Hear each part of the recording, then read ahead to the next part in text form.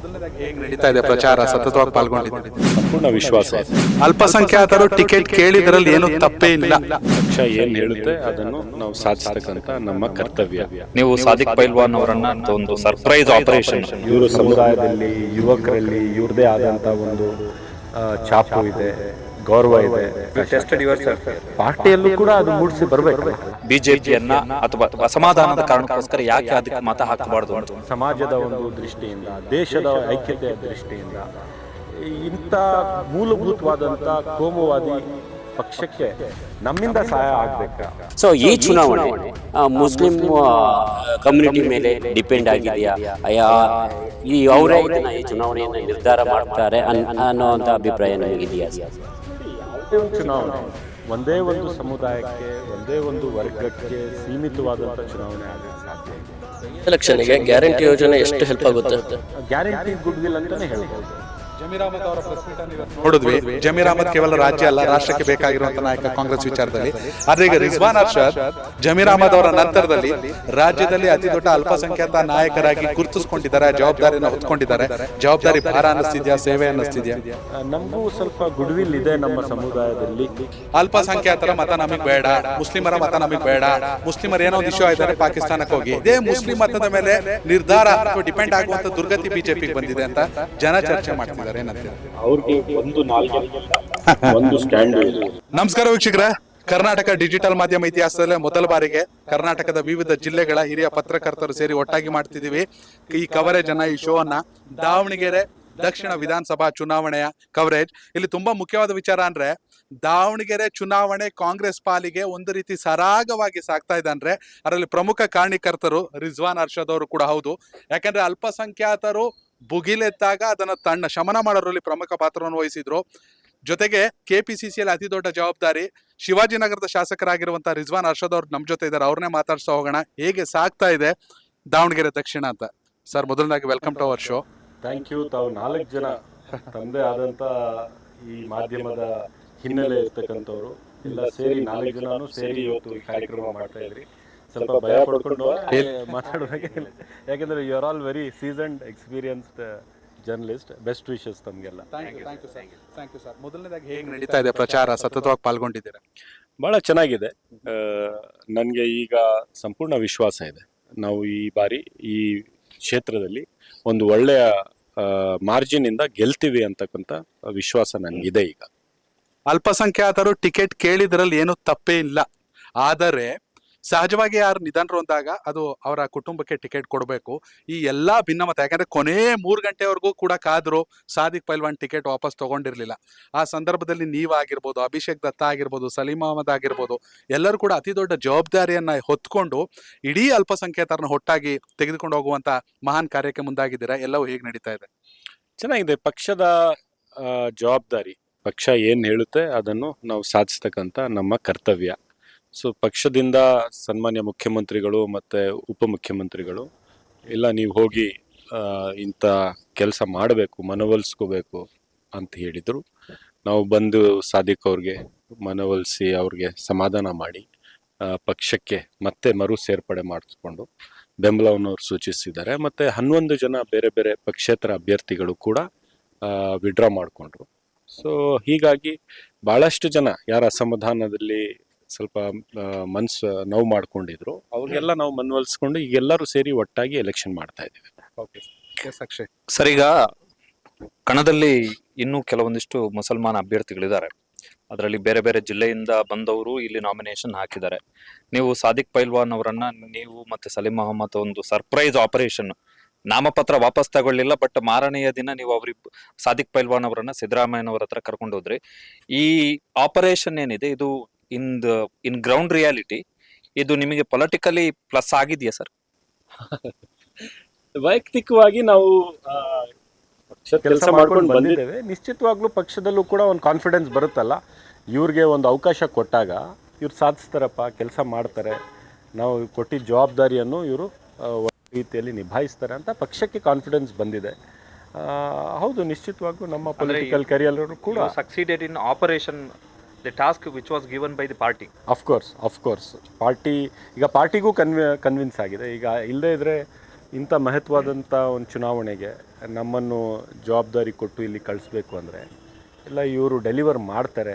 ಇವರು ಸಮುದಾಯದಲ್ಲಿ ಯುವಕರಲ್ಲಿ ಇವ್ರದ್ದೇ ಆದಂಥ ಒಂದು ಛಾಪು ಇದೆ, ಗೌರವ ಇದೆ.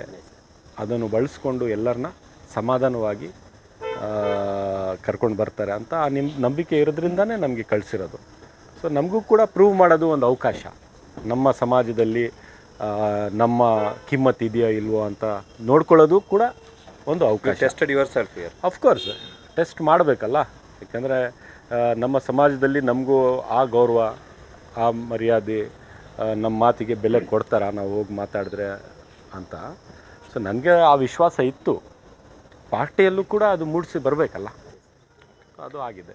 ಸರ್, ಈಗ ವೆರಿ ಇಂಪಾರ್ಟೆಂಟ್ ಕ್ವಶನ್ ಏನು ಅಂತ ಹೇಳಿದ್ರೆ, ನಿನ್ನೆ ನೀವು ದಾವಣಗೆರೆ ದಕ್ಷಿಣದಲ್ಲಿ ಮಾಡಿದಂಥ ಒಂದು ಭಾಷಣ ಸಿಕ್ಕಾಪಟ್ಟೆ ಸದ್ದು ಮಾಡ್ತಾ ಇದೆ. ಹೇಗೆ RSS ಮತ್ತು BJP from the very beginning of ಅವರ ಐಡಿಯಾಲಜಿಕಲ್ ಪಾರ್ಟಿಂದ ಹಿಡಿದು ಹೇಗೆ ಮುಸಲ್ಮಾನರ ವಿರುದ್ಧ RSS ಮತ್ತು BJP ಕೆಲಸ ಮಾಡ್ತು, ಯಾಕೆ ಈಗ ಈ ಬಾರಿ ಮುಸಲ್ಮಾನರು ಯಾವುದೇ ಕಾರಣಕ್ಕೂ BJPಯನ್ನ ಅಥವಾ ಅಸಮಾಧಾನದ ಕಾರಣಕ್ಕೋಸ್ಕರ ಯಾಕೆ ಅದಕ್ಕೆ ಮತ ಹಾಕಬಾರ್ದು ಅಂತೇಳಿ ಒಂದು ಸಿಕ್ಕಾಪಟ್ಟೆ ನೀವು ಮಾಡಿರುವಂಥ ಭಾಷಣ ವೈರಲ್ ಆಗಿದೆ. ಅದ್ರ ಬಗ್ಗೆ ಹೇಳಿ ಸರ್. ನಾನು ಇಷ್ಟೇ ರಿಮೈಂಡ್ ಮಾಡಿದ್ದೆ, ನಮ್ಮ ಸಮಾಜ ಎಂದಿಗೂ ಕೋಮುವಾದಂಥ ಭಾವನೆ ಇಟ್ಕೊಂಡು ವೋಟ್ ಹಾಕಿದವರಲ್ಲ. ನಾವು ಎಂದಿಗೂ ಸಮಾಜವನ್ನು ಒಗ್ಗೂಡಿಸ್ತಕ್ಕಂಥವ್ರು ಯಾರಪ್ಪ, ಎಲ್ಲರಿಗೂ ವಿಶ್ವಾಸ ತೊಗೊಂಡು ಹೋಗೋರು ಯಾರು, ಎಲ್ಲರೂ ಒಂದು ಸಮಾನವಾಗಿ ನೋಡಬೇಕು. ನಾವು ಅಲ್ಪಸಂಖ್ಯಾತರಾದರೂ ನಮ್ಮನ್ನು ಸೆಕೆಂಡ್ ದರ್ಜೆಯ ನಾಗರಿಕರ ಅಂತ BJPಯನ್ನು ನಮಗೆ ಬಿಂಬಿಸ್ತಾರೋ, ಅಥವಾ ನಾವು ಸಮಾಜದ ವಿರುದ್ಧವಾದಂಥ ಒಂದು ಶಕ್ತಿ ಅಂತ BJP ಸಂಘ ಪರಿವಾರವರು ನಮ್ಮನ್ನು ಯಾವ ರೀತಿ ನೋಡ್ತಾರೋ, ಕಾಡಿಸ್ತಾರೋ, ಸೊ ದ್ವೇಷಿಸ್ತಾರೋ, ಅಂಥ ಒಂದು ಸಂದರ್ಭದಲ್ಲಿ ನಾವು ಒಗ್ಗೂಡಿಸ್ಕೊಂಡು ತಗೊಂಡು ಹೋಗ್ತಕ್ಕಂಥ ಪಕ್ಷ ಯಾವುದು? ಕಾಂಗ್ರೆಸ್. ಆ ವಿಚಾರಧಾರೆ ಯಾವುದು? ಕಾಂಗ್ರೆಸ್ ವಿಚಾರಧಾರೆ. ಸೊ ಇಂಥ ವಿಚಾರಧಾರೆಯನ್ನು ನಾವು ಎತ್ತಿಡ್ಕೊಂಡು ಹೋಗಬೇಕು. ನಮ್ಮ ಸಮುದಾಯಕ್ಕೆ ಹೌದು ಟಿಕೆಟ್ ಕೇಳಿದ್ದು ನಮ್ಮ ಅಧಿಕಾರ ಇತ್ತು, ಕೇಳಿದ್ದೀವಿ. ಕೊಡದೇ ಇದ್ದಾಗ ನೋವು ಕೂಡ ಆಗಿರ್ತಕ್ಕಂಥದ್ದು ಸಹಜ. ಸೊ ನೋವು ಆದಾಗ ಸ್ವಲ್ಪ ಬೇಜಾರು ಮಾಡ್ಕೊಳ್ಳೋದು ಅದು ಪ್ರಕೃತಿಯ ಒಂದು ನಿಯಮನೇ. ಅದು ಮನುಷ್ಯರಲ್ಲಿ ಆ ಭಾವನೆ ಬಂದೇ ಬರುತ್ತೆ. ಆದರೂ ಸಹ ಕೆಲವೊಮ್ಮೆ ನಮಗೆ ಹಿನ್ನಡೆ ಆಯಿತು ಅಂತಲೂ ತಿಳ್ಕೊಂಡ್ರೂ ಸಹ ಅಟ್ ದಿ ಲಾರ್ಜರ್ ಇಂಟ್ರೆಸ್ಟ್, ಸಮಾಜದ ಒಂದು ದೃಷ್ಟಿಯಿಂದ, ದೇಶದ ಐಕ್ಯತೆಯ ದೃಷ್ಟಿಯಿಂದ ಇಂಥ ಮೂಲಭೂತವಾದಂಥ ಕೋಮುವಾದಿ ಪಕ್ಷಕ್ಕೆ ನಮ್ಮಿಂದ ಸಹಾಯ ಆಗಬೇಕಾ ಅಂತ ನಾವು ಮಾತಾಡಬೇಕಲ್ಲ. ಸೊ ಅದನ್ನು ಮಾತಾಡಿದ್ದೇನೆ. ಅದ್ರ ಪ್ರತಿಕ್ರಿಯೆ ಏನು ಅಂತ ನೀವು ನಮ್ಮ ಸಮಾಜದಲ್ಲಿ ಕೇಳ್ಬೋದು. ಈಗ ಮನಸ್ಸು ಪೂರ್ತಿ ಬಹುತೇಕ ನಮ್ಮ ಸಮಾಜದ ಜನ ಇಲ್ಲ ಕಾಂಗ್ರೆಸ್ ಯಾರೇ ಅಭ್ಯರ್ಥಿ ಇರಲಿ, ಯಾವುದೇ ಧರ್ಮದವರಿರಲಿ, ಯಾರೇ ಜಾತಿ ಇರಲಿ, ರಾಹುಲ್ ಗಾಂಧಿಯವ್ರ ಕೈ ಬಲಪಡಿಸ್ಬೇಕು. ಸಿದ್ದರಾಮಯ್ಯನವರು ಇವತ್ತು ಈ ರಾಜ್ಯದಲ್ಲಿ ಮಾಡ್ತಾ ಇರ್ತಕ್ಕಂಥ ಕೆಲಸಕ್ಕೆ ಕಾಂಗ್ರೆಸ್ ಪಕ್ಷದ ಒಂದು ಶಕ್ತಿ ಕಡಿಮೆ ಆಗಬಾರ್ದು.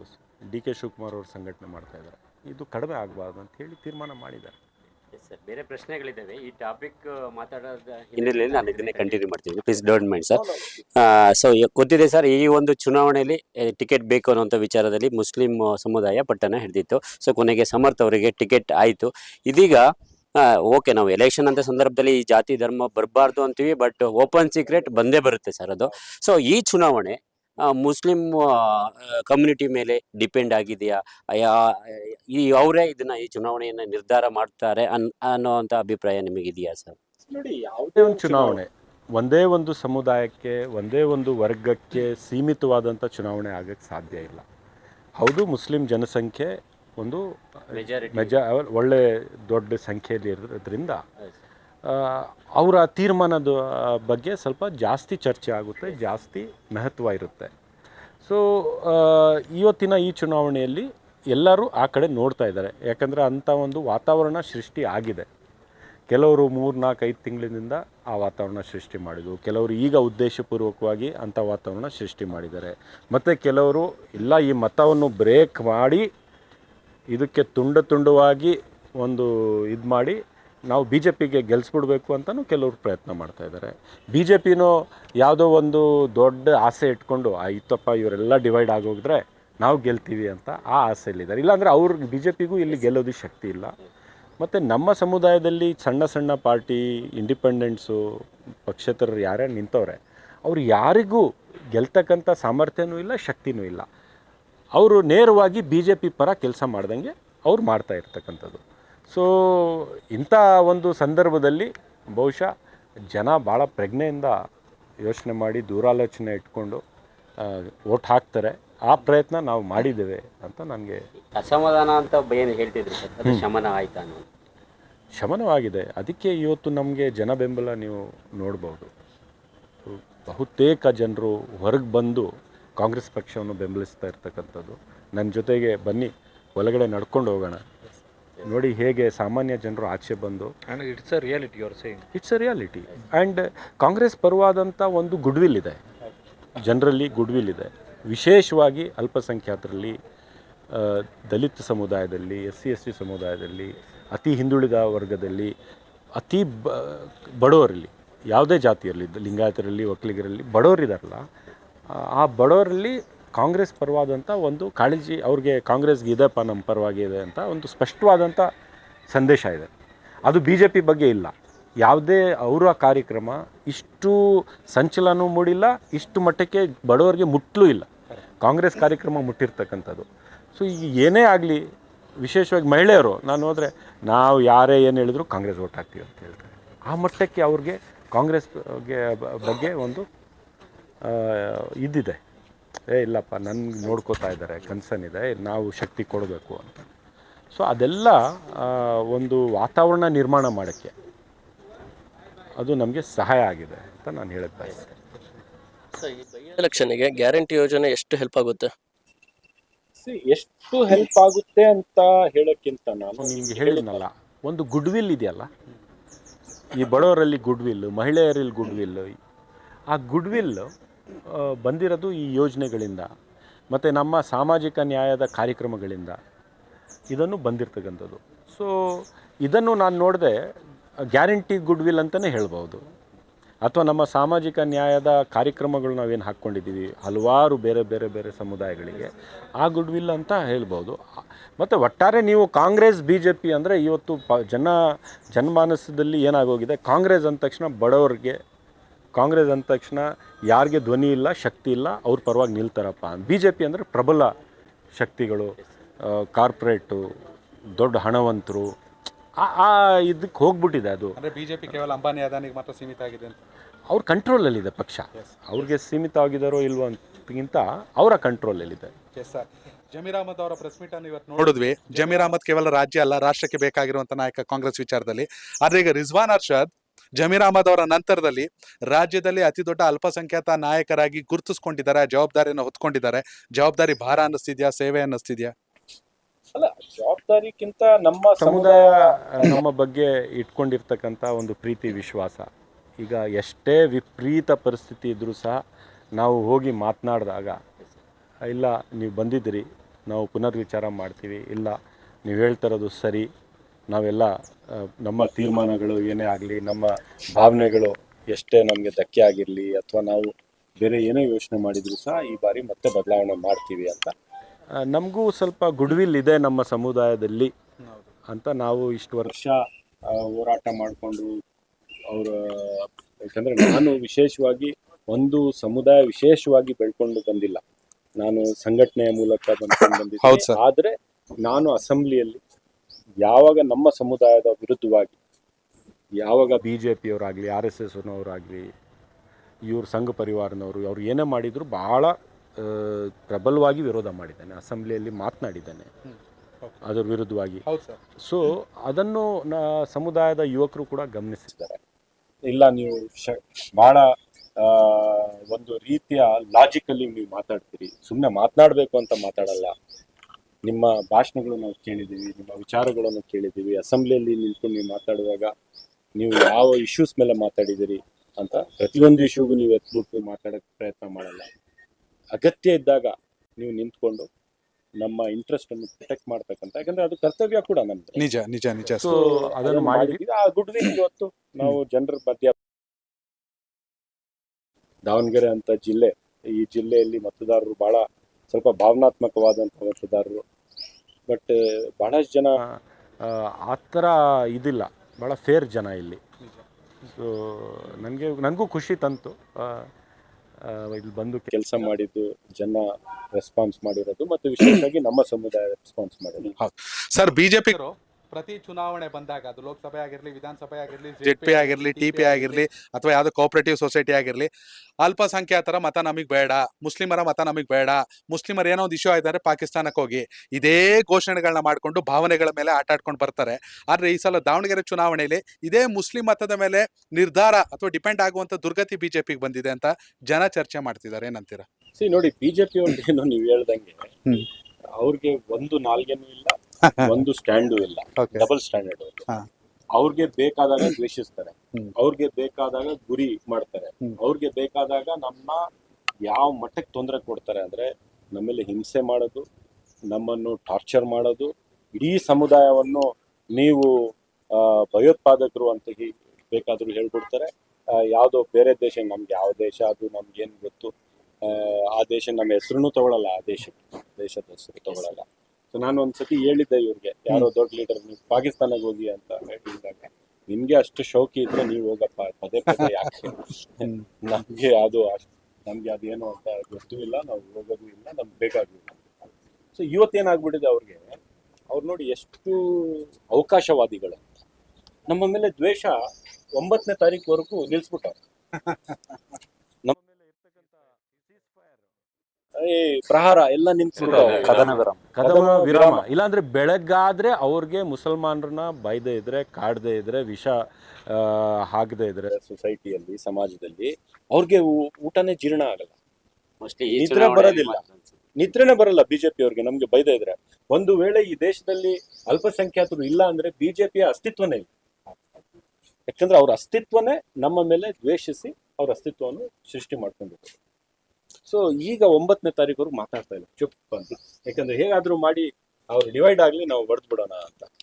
ಸರ್, ಈಗ ಈ ಎಲೆಕ್ಷನ್ ಸೇರಿದಂತೆ ಈ ಕರ್ನಾಟಕದಲ್ಲಿ ನಡೀತಾ ಇರುವಂತ ಎಲ್ಲ ಎಲೆಕ್ಷನ್ಗಳಲ್ಲೂ ಕಾಂಗ್ರೆಸ್ನ ಮುಸಲ್ಮಾನ ವೋಟ್ ಬ್ಯಾಂಕ್ ಏನಿದೆ ಅದನ್ನ ಸ್ಪ್ಲಿಟ್ ಮಾಡ್ಲಿಕ್ಕೆ ಬಳಸ್ಕೊಳ್ತಾ ಇರುವಂತ ಒಂದು ಅಸ್ತ್ರ SDPI ಎನ್ನುವಂಥದ್ದು ರಾಜಕೀಯವಾಗಿ ಜನಜನಿತ ವಿಚಾರ.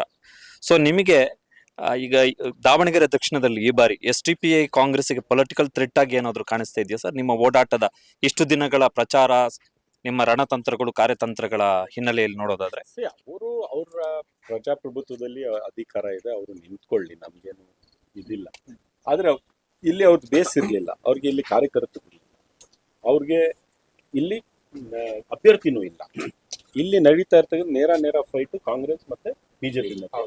ಇವ್ರು ಅಭ್ಯರ್ಥಿ ಇಲ್ಲದೆ ಎಲ್ಲಿಂದನೋ ಬೇರೆ ಜಿಲ್ಲೆಯಿಂದ ಕರ್ಕೊಂಡು ಬಂದು ಅಭ್ಯರ್ಥಿನ ನಿಲ್ಸ್ಕೊಂಡು, ಕಾರ್ಯಕರ್ತರು ಇಲ್ಲ ಅಂತ ಬೇರೆ ಜಿಲ್ಲೆಯಿಂದ ಕರ್ಕೊಂಡು ಬಂದು ಕಾರ್ಯಕರ್ತರನ್ನ ಇಲ್ಲಿ ಠಿಕಾಣೆ ಓಡಿಸಿ ಚುನಾವಣೆ ಮಾಡ್ತಾ ಇದ್ದಾರೆ. ಆಯ್ತು, ಮಾಡಿ, ನೋ ಪ್ರಾಬ್ಲಮ್, ಅದರಲ್ಲೂ ತಪ್ಪೇನಿಲ್ಲ. ಆಚೆ ಬೇರೆ ಜಿಲ್ಲೆಯಿಂದ ಬಂದು ನಿಲ್ಬಾರ್ದಂತನೂ ಇಲ್ಲ. ಆದರೆ ನಿಮ್ಮ ಇದರಿಂದ ನಿಮ್ಗೆ ಸಿಗ್ಬೇಕಂತ ಲಾಭ ಏನು? What are you getting out of this? ಅಂದ್ರೆ ಬಿಜೆಪಿ ಗೆಲ್ಬಹುದು, ನೀವು ಜಾಸ್ತಿ ಓಟ್ ತಗೋಬಿಟ್ರೆ ಅದು ತಗೊಳಕ್ ಸಾಧ್ಯನೇ ಇಲ್ಲ. ನೀವು ಫಲಿತಾಂಶ ನೋಡ್ಬೋದು, ಆದ್ರೆ ಎಂಡ್ ರಿಸಲ್ಟ್ ಏನು? ಅವ್ರು ನಿಲ್ತಿರ್ತಕ್ಕಂಥದ್ದು ಅವ್ರಂತೂ ಗೆಲ್ಲಕ್ಕಾಗಲ್ಲ. ಬಟ್ ಯಾರು ಗೆಲ್ಸಕ್ ನಿಂತಿದ್ರಿ ಅಂತ ನಾವು ಸ್ಪ್ಲಿಟ್ ಮಾಡಕ್ಕೋಸ್ಕರನೇ ನಿಲ್ಲಿಸ್ತಾ ಇದ್ದಾರೆ. ಸೊ ಅದಕ್ಕೆ ಎಲ್ಲರಿಗೂ ಗೊತ್ತಿರ್ತಕ್ಕಂಥದ್ದಲ್ಲ, ಬೇಸಿಕ್ ಕಾಮನ್ ಸೆನ್ಸ್ ಅಲ್ವಾ ಅದು. ಸ್ಪ್ಲಿಟ್ ಮಾಡೋದಕ್ಕೆ ನಿಂತಿದ್ದಾರೆ.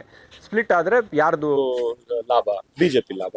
ಮತ್ತೆ ಬಿಜೆಪಿ ಇವ್ರಿಗೆ ಬೈತದೆ, ಅವರು ಬಿಜೆಪಿಗೆ ಬೈತಾರೆ. ಇದು ಹೆಂಗಿದೆ?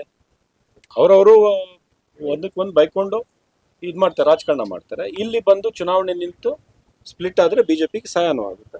ಸೊ ಅದಕ್ಕೆ ನಾನು ಅದನ್ನು ಎಕ್ಸ್ಪೋಸ್ ಮಾಡಿದ್ದೆ. ಅದು ಸ್ವಲ್ಪ ಅವ್ರಿಗೆ ಬೇಜಾರಾಗಿರ್ಬೋದು.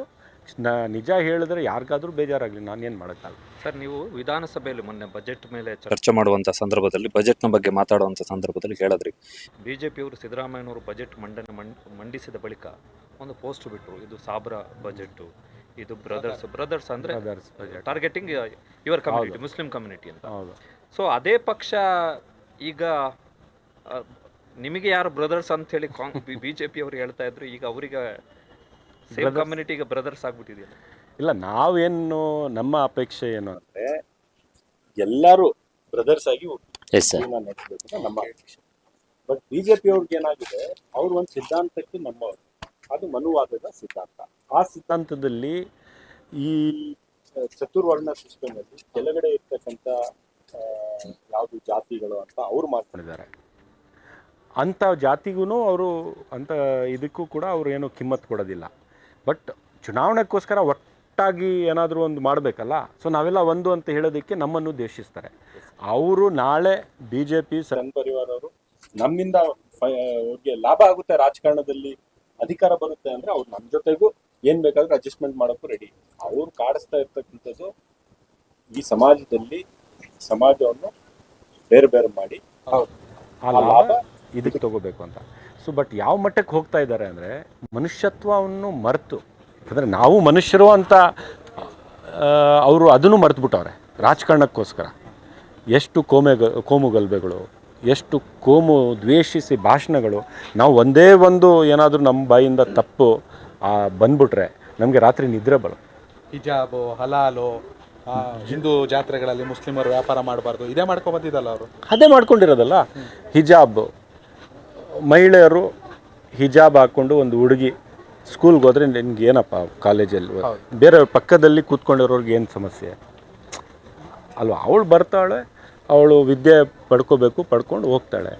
ಈಗ ರಿಸರ್ವೇಷನ್ ಎಲ್ಲರಿಗೂ ಸಿಕ್ಕಿದೆ, ನಮಗೂ ಆ್ಯಸ್ ಎ ಬ್ಯಾಕ್ವರ್ಡ್ ನಮ್ಮ ಶೈಕ್ಷಣಿಕವಾಗಿ ಆರ್ಥಿಕವಾಗಿ ಹಿಂದುಳಿದ ಇದ್ದೀವಿ ಅಂತ ಹೇಳಿ ನಮಗೂ ಅದನ್ನು ಸಿಕ್ಕಿದೆ. ನಿಮಗೇನು ತೊಂದರೆ? ಈಗ ಒಬ್ಬ ಇಲ್ಲಿ ನಮ್ಮಲ್ಲಿ ಇರ್ತಕ್ಕಂಥ ನಮ್ಮ ಸಂಸ್ಕೃತಿ ನೋಡಿ ಎಷ್ಟು ಸೌಹಾರ್ದತೆ ಇತ್ತು ಅಂದರೆ, ಒಂದು ಉರುಸ್ ನಡೆದ್ರೆ, ಯಾವುದಾದ್ರು ದರ್ಗಾ ಉರುಸ್ ನಡೆದ್ರೆ ಎಲ್ಲ ಜಾತಿಯ ಬಡವರು ಅಲ್ಲಿ ಬಂದು ವ್ಯಾಪಾರ ಮಾಡ್ತಾರೆ. ಒಂದು ದೇವಸ್ಥಾನ ಅಲ್ಲಿ ಜಾತ್ರೆ ನಡೆದ್ರೆ ಎಲ್ಲ ಜಾತಿಯ ಜನ ಹೋಗಿ ಅಲ್ಲಿ ವ್ಯಾಪಾರ ಮಾಡ್ತಾರೆ. ಅಷ್ಟರ ಮಟ್ಟಕ್ಕೆ ಒಂದು ಇರ್ತಕ್ಕಂಥ ಒಂದು ಅನ್ಯೋನ್ಯತೆ ನಮ್ಮಲ್ಲಿ, ಮತ್ತು ಇರ್ತಕ್ಕಂಥ ಒಂದು ಸೌಹಾರ್ದತೆ ಅದನ್ನು ಕೆಡಿಸ್ಬಿಟ್ರು. ನೀವು ಇಲ್ಲಿ ಬರೋಂಗಿಲ್ಲ, ನೀವು ಅಲ್ಲಿ ಹೋಗಂಗಿಲ್ಲ, ನಮ್ಮ ಧರ್ಮದ, ನಮ್ಮ ಸಮುದಾಯದ, ನೀವು ಬೇರೆ ನಾವು ಬೇರೆ. ಇವರೆಲ್ಲ ದೇಶ ಕಟ್ಟವ್ರ? ಇದು ದ್ವೇಷ ಇಟ್ಕೊಂಡವರು ದೇಶ ಕಟ್ಟಕ್ಕೆ ಸಾಧ್ಯನೇ ಇಲ್ವಲ್ಲ. ಹೌದು. ಸೊ ಅದನ್ನು BJPಯವರು ಮಾಡ್ತಾ ಇರ್ತಕ್ಕಂಥದ್ದು. 9ನೇ ತಾರೀಕುವರೆಗೂ ಮಾಡ್ಕೋಬಾರ್ದು, ಆ ಥರ ಮಾಡಬಾರ್ದು ಅಂತ ಮಾತಾಡ್ಕೊಂಡಿದ್ದಾರೆ.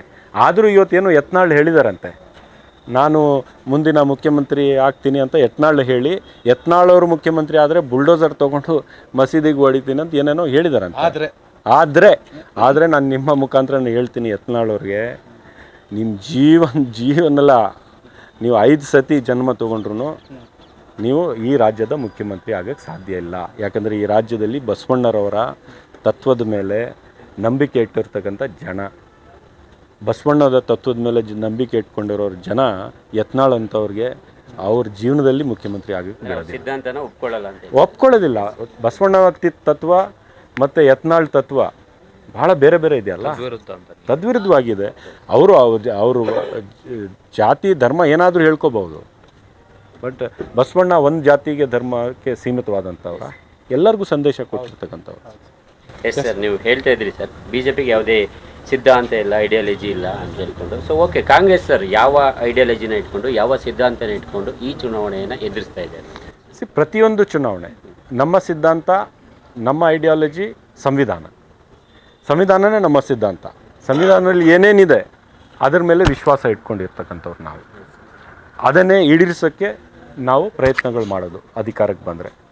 ಸೊ BJP ಸಂವಿಧಾನದ ವಿರುದ್ಧವಾಗಿ ಮನುವಾದವನ್ನು ಒಪ್ಕೊಂಡಿರ್ತಕ್ಕಂಥ BJP ಮತ್ತು RSS ಅವರ ಸಿದ್ಧಾಂತ. ಮನುವಾದದಲ್ಲಿ ಜನರನ್ನು ಬೇರೆ ಬೇರೆ ಮಾಡಿ ಎಕ್ಸ್ಕ್ಲೂಸಿವ್, ಅದು ಸಂವಿಧಾನದಲ್ಲಿ ಇನ್ಕ್ಲೂಸಿವ್. ಮನುವಾದದಲ್ಲಿ ಸಮಾನತೆ ಇಲ್ಲ, ಅಸಮಾನತೆ. ಸಂವಿಧಾನದಲ್ಲಿ ಸಮಾನತೆ, ನಾವೆಲ್ಲರೂ ಒಂದೇ. ಯಾವುದೇ ಜಾತಿ, ಯಾವುದೇ ಧರ್ಮ, ಯಾವುದೇ ನೀವು ಬಡವರಾಗಲಿ ಶ್ರೀಮಂತರಾಗಲಿ, ಯಾವುದೇ ಹಿನ್ನೆಲೆ ನಿಮಗಿರಲಿ, ನಾವೆಲ್ಲ ಒಂದೇ. ದಿಸ್ ಇಸ್ ಸಂವಿಧಾನ. ಸೊ ಭಾಳ ವ್ಯತ್ಯಾಸ ಇದೆ, ಗಜಾಂತರದ ವ್ಯತ್ಯಾಸ. ಕಾಂಗ್ರೆಸ್ ಐಡಿಯಾಲಜಿಗೆ BJP ಐಡಿಯಾಲಜಿಗೆ ಅಷ್ಟು ವ್ಯತ್ಯಾಸ ಇದೆ. ಅದಕ್ಕೋಸ್ಕರ ನಮ್ಮ ಸ್ಟೇಜ್ ನೀವು ಬಂದು ನೋಡಿ, ಪ್ರತಿಯೊಂದು ಜಾತಿ ಧರ್ಮದ ನಾಯಕರು, ಕಾರ್ಯಕರ್ತರು ಎಲ್ಲರೂ ನಮ್ಮ ಸ್ಟೇಜ್ ಮೇಲೆ ಇರ್ತಾರೆ. ಅವರು ನಾವು ಈ ಜಾತಿ, ನಾವು ಈ ಧರ್ಮ, ಆ ಧರ್ಮ ಸರಿ ಇಲ್ಲ, ಈ ಧರ್ಮ ಸರಿ ಇಲ್ಲ, ಯಾವುದೋ 4 ಒಳ್ಳೇದು ಮಾತು ಹೇಳಿದಾರ BJPಯವರು. ಅವ್ರು ಹೋಗಿ ಅವ್ರ ಭಾಷಣಗಳು ಕೇಳಿ ಕೆಲವರು, ನಾವು ನಮ್ಮ ಪಕ್ಷಕ್ಕೆ ಅವ್ರ ಪಕ್ಷಕ್ಕೆ ಭಾಳ ದೊಡ್ಡ ವ್ಯತ್ಯಾಸ ಇದೆ. ಜನ ಅದಕ್ಕೆ ಕಾಂಗ್ರೆಸ್ಸನ್ನು ಉಳಿಸ್ಕೊಂಡು ಬಂದಿರೋದು, ಎಷ್ಟೇ ಇದಾಗಲಿ ಕಾಂಗ್ರೆಸ್ಸನ್ನು ಉಳಿಸ್ಕೊಂಡು ಬಂದಿರೋದು. BJಪಿಯಿಂದ ಲಿಂಗಾಯತರಿಗೆ ಟಿಕೆಟ್ ಕೊಟ್ಟಿದ್ರೆ ತಪ್ಪಾಗದ ನಿಮಗೆ? ನನಗೆ ಆ ಥರ ಏನೂ ಅನಿಸೋದಿಲ್ಲ. ಕಾಂಗ್ರೆಸ್ಗೆ ಆದಂಥ ವೋಟ್ ಇದೆಯಲ್ಲ, ಅದು ಅಭ್ಯರ್ಥಿಯ ಜಾತಿ ಧರ್ಮ ನೋಡೋದಿಲ್ಲ. ಕಾಂಗ್ರೆಸ್ ಪಕ್ಷದ ಒಂದು ಆ ಪಕ್ಷದ ಕೆಲಸ, ಆ ಪಕ್ಷದಲ್ಲಿ ಏನು ಮಾಡ್ತಾಯಿದ್ದೀವಿ ನಾವು, ನಮ್ಮ ಸರ್ಕಾರ ಏನು ಮಾಡ್ತಾಯಿದೆ, ನಮ್ಮ ಸಿದ್ಧಾಂತ ಏನು, ಅದ್ರ ಮೇಲೆ ವೋಟ್ ಬೀಳುತ್ತೆ. ಸೊ ಲಿಂಗಾಯತ್ ಸಮುದಾಯದವರು ಅತಿ ಹೆಚ್ಚಿನ ಸಂಖ್ಯೆಯಲ್ಲಿ 2023 ಚುನಾವಣೆಯಲ್ಲಿ ಕಾಂಗ್ರೆಸ್ ಪಕ್ಷಕ್ಕೆ ವೋಟ್ ಮಾಡಿದ್ದಾರೆ. ಅವರು ಮಾಡಿದಾರಲ್ಲ ನಮಗೆ. ಮತ್ತು ನಾವು ಯಾವ ಜಾತಿಗೆ ಧರ್ಮಕ್ಕೆ ಬಿಟ್ಟು ಚುನಾವಣೆ ಮಾಡೋರಲ್ಲ. ನಾವು ಎಲ್ಲರೂ ಒಟ್ಟಾರೆ ತೊಗೊಂಡು ಹೋಗಿದ್ದೀವಿ. ಇವತ್ತು ನಮ್ಮ ಪಕ್ಷದಲ್ಲಿ, ನಮ್ಮ ಸರ್ಕಾರದಲ್ಲಿ ಎಷ್ಟು ಜನ ಲಿಂಗಾಯತರು ಅಧಿಕಾರದಲ್ಲಿದ್ದಾರೆ.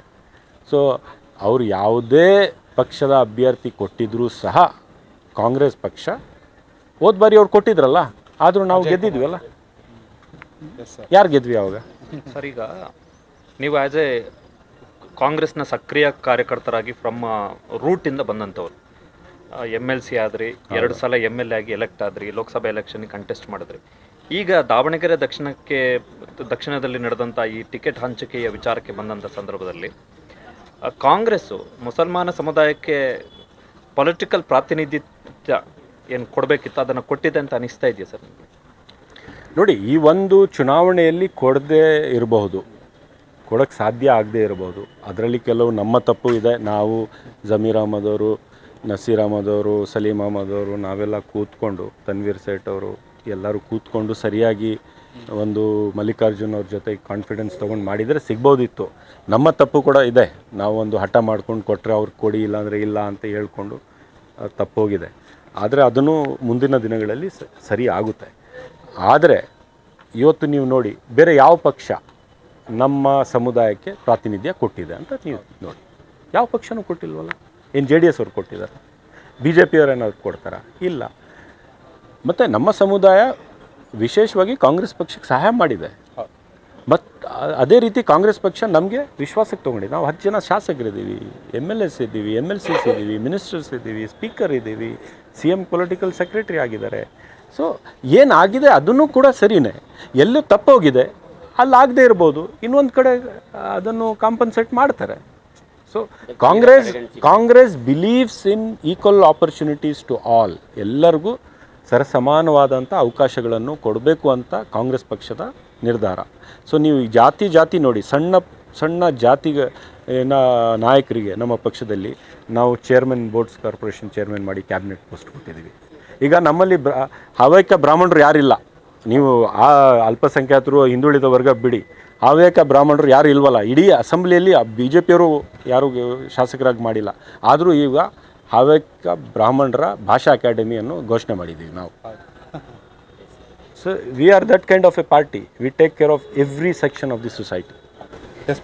ಸರ್, ನಿನ್ನೆ ಮಾಜಿ CM ಕುಮಾರಸ್ವಾಮಿ ಅವರ ಸ್ಟೇಟ್ಮೆಂಟ್ನ ನೀವು ಗಮನಿಸಿದ್ರೆ ಏನೋ ಗೊತ್ತಿಲ್ಲ, ಒಂದು ಸ್ಟೇಟ್ಮೆಂಟ್ ಮಾಡಿದ್ದಾರೆ, ರಾಜ್ಯದಲ್ಲಿ ಯಾರು ಆಡಳಿತ ಪಕ್ಷ ಇರುತ್ತೆ ಅವರು ಬೈ ಎಲೆಕ್ಷನಲ್ಲಿ ಸಹಜವಾಗಿ ಗೆಲ್ತಾರೆ ಅನ್ನುವಂಥ ವಿಚಾರವನ್ನು ಅವರು ಹೇಳಿರುವಂಥದ್ದು. ಅಂದರೆ ಎಲ್ಲ ಒಂದು ಕಡೆ ನಿಮಗೆ ಗೆಲುವಿನ ಕ್ಲೂ ಕೊಟ್ರ, ಅಥವಾ ಅವರು ಇದನ್ನು ಕೈ ಚೆಲ್ಬಿಟ್ರ ಅನ್ನುವ ಅವ್ರಿಗೂ ವಾಸ್ತವಾಂಶ ಏನು ಅಂತ ಗೊತ್ತಿದೆ.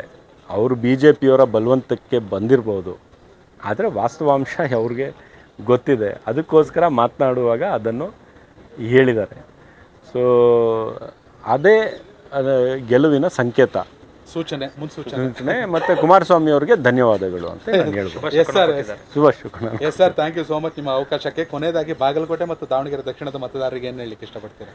ನಾನು ಎರಡು ಕ್ಷೇತ್ರದ ಮತದಾರರಿಗೆ ಇಷ್ಟೇ ಕೇಳ್ಕೊತೇನೆ. ಒಂದು ಒಳ್ಳೆ ಸರ್ಕಾರ ನಡೀತಾ ಇದೆ. ಈ ರಾಜ್ಯ ಸರ್ಕಾರದ ನಾವು ಅಧಿಕಾರದ ಬಂದ ನಂತರ ಇಡೀ ರಾಜ್ಯ ಇವತ್ತು ನಾವು ಫಾರಿನ್ ಡೈರೆಕ್ಟ್ ಇನ್ವೆಸ್ಟ್ಮೆಂಟಲ್ಲಿ ಇಡೀ ಪ್ರಪಂಚದ ಹಣ ಏನು ದೇಶಕ್ಕೆ, ನಮ್ಮ ಭಾರತ ದೇಶಕ್ಕೆ ಬರ್ತಾ ಇದೆ, ಅದರಲ್ಲಿ 26% ಬರೀ ಕರ್ನಾಟಕಕ್ಕೆ ನಾವು ಅಟ್ರ್ಯಾಕ್ಟ್ ಮಾಡಿದ್ದೇವೆ. ಡೆಲ್ಲಿಗೂ ಹಿಂದೆ ಬಿಟ್ಟಿದ್ದೀವಿ, ಮಹಾರಾಷ್ಟ್ರಗೂ, ಗುಜರಾತು ಹಿಂದೆ ಸರಿಸಿದ್ದೇವೆ. ನಾವು ಈ ಸ್ಟಾರ್ಟಪ್ ಕಂಪ್ನೀಸ್ದು ಎಕೋಸಿಸ್ಟಮ್ ಇದೆಯಲ್ಲ, ನಾವು ಅಧಿಕಾರಕ್ಕೆ ಬರುವಾಗ ನಾವು 23ನೇ ಸ್ಥಾನದಲ್ಲಿದ್ವಿ, ಇವತ್ತು 5ನೇ ಸ್ಥಾನಕ್ಕೆ ಬಂದಿದ್ದೇವೆ. ನಾವು GDP ರಾಷ್ಟ್ರದ GDP ಇದೆ, ಅದರಿಂದ ನೀವು ಕಂಪೇರ್ ಮಾಡಿದ್ರೆ ನಮ್ಮ GSDP ಅದಕ್ಕಿಂತ ಬೆಟರ್ ಇದೆ. ನಮ್ಮ ಪರ್ ಕ್ಯಾಪಿಟ ಇನ್ಕಮ್ ಅದಕ್ಕಿಂತ ಬೆಟರ್ ಇದೆ. ಮತ್ತು ಅದರಿಂದ ಸಂಪಾದನೆ ಮಾಡಿ ನಾವು ಬಡವ್ರನ್ನ ನೋಡ್ಕೋತಾ ಇದ್ದೀವಿ, ಸಾಮಾಜಿಕ ನ್ಯಾಯವನ್ನು ಕೊಡ್ತಾ ಇದ್ದೀವಿ.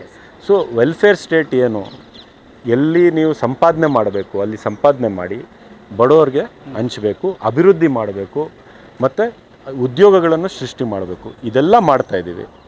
ಸೊ ದಯವಿಟ್ಟು ನಮಗೆ ಅವಕಾಶ ಕೊಡಿ, ನಮಗೆ ಶಕ್ತಿ ಕೊಡಿ. ಮುಂದಿನ ದಿನಗಳಲ್ಲಿ ಈ ನಮ್ಮ ರಾಜ್ಯದ ಅಭಿವೃದ್ಧಿಗೆ ಇನ್ನೆಚ್ಚು ಶ್ರಮ ಪಡ್ತೀವಿ. ರಾಜ್ಯದ ಅಭಿವೃದ್ಧಿ ಆದರೆ ಮನೆ ಮನೆಯಲ್ಲಿ ಯುವಕರಿಗೆ ಯುವತಿಯರಿಗೆ ಉದ್ಯೋಗ ಸಿಕ್ಕುತ್ತೆ, ಡೆವಲಪ್ಮೆಂಟ್ ಆಗುತ್ತೆ, ಎಲ್ಲರೂ ಕೂಡ ಪ್ರೀತಿ ವಿಶ್ವಾಸದಿಂದ ಬಾಳೋಕ್ಕೆ ಒಂದು ಅವಕಾಶ ಆಗುತ್ತೆ. ದಯವಿಟ್ಟು ಕಾಂಗ್ರೆಸ್ ಪಕ್ಷಕ್ಕೆ ಮತ ಹಾಕಿ ಅಂತ ಕೇಳ್ಕೊತೇನೆ. ಎಸ್ ವೀಕ್ಷಕರೇ, ಇದು ಕೇವಲ ಕಾಂಗ್ರೆಸ್ ಶಾಸಕರಷ್ಟೇ ಅಲ್ಲ, ಕಾಂಗ್ರೆಸ್ನ ಹಿರಿಯ ನಾಯಕ ಹಾಗೆ ಅಲ್ಪಸಂಖ್ಯಾತರ ಹಿರಿಯ ನಾಯಕ ರಿಜ್ವಾನ್ ಅರ್ಷದ್ ಅವರ ಮಾತು. ನೀವು ಕೂಡ ವಿಡಿಯೋ ನೋಡ್ತೀರಿ, ದಯವಿಟ್ಟು ಕಾಮೆಂಟ್ ಮೂಲಕ ತಿಳಿಸಿ ಬಾಗಲಕೋಟೆ ಮತ್ತು ದಾವಣಗೆರೆ ದಕ್ಷಿಣದಿಂದ ಯಾರು ವಿಧಾನಸೌಧಕ್ಕೆ ಬರಬೇಕಂತ. ಧನ್ಯವಾದಗಳು. Thank you so much sir.